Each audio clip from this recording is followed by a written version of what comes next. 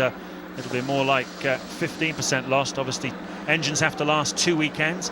Looks to me, Martin, as though Bruni is not going out on track. Gianmaria Bruni, the car seemed to be in the garage. We're looking at Timo Glock, who'll be the next man to go out. So Minardi got a few problems. Perhaps Ted Kravitz can shed some light on that. Indeed I can, James. Down in the Minardi garage, it's a problem, strangely, with the rear suspension on Jimmy Bruni's car.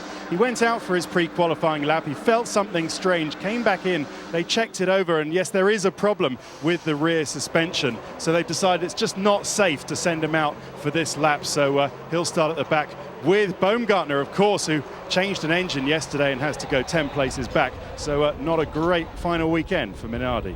Absolutely not, but here's an amazing stat for you. Baumgartner's lap there, 1:13.550. That would have put him on pole position for last year's Brazilian Grand Prix, ahead of Rubens Barrichello, who did a 1:13.8. Slightly different conditions, of course. It was a dampish day, wasn't it, last year on qualifying? Drying out, the track drying out throughout qualifying, but nevertheless, that gives you an idea, not just of the pace of change in Formula One, but the level of Minardi. Everyone says, oh, Minardi there at the back of the grid. He's just gone faster than Rubens Barrichello in a Ferrari for pole last year. And of course, what Paul Stoddard, the boss of Minardi, is asking for next year, 2005, is, right, you're changing the cars dramatically. Give me a dispensation to let me run this year's cars. I won't beat you, but I'll be a lot closer to you. And I haven't got the time or the funds now, given the late change of regulations, to make a car in time. But at the moment, I don't think he's got the approval of all of the other teams. Yeah, the big problem for Minardi, and with Jordan as well, that late, very sudden announcement by Ford that they're pulling out of Formula One, selling the Jaguar team. And well, for Jordan here, you can see Timo Glock out on track using a Cosworth engine, as do the Minardi team. That's what's the other thing that's really hurting them. They don't know what engines they're going to be using next year, if at all, so they can't design a car even if they had the money to do so. So an awful lot going on behind the scenes this weekend in Brazil. Very much a feeling of an end of an era. One or two drivers moving on, some drivers perhaps not going to come back again next season, but teams disappearing as well. It's a very different time, and Formula One in 2005 I fancy is going to look and feel very different from what we've been used to in the last few years. There's Nick Heidfeld, just watching his teammate Glock winding up for a quick lap. And here is Glock then out of the Junção corner, picking the speed up.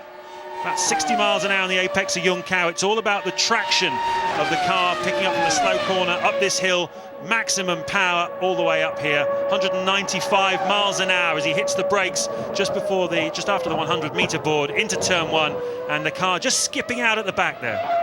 Yeah, the traction control will pick that up, but they're leaning on every ounce of traction they can get. If the wheel's spinning about 5%, that tends to give you the maximum amount of grip, of forward motion. It's better than, in fact, having 100% traction.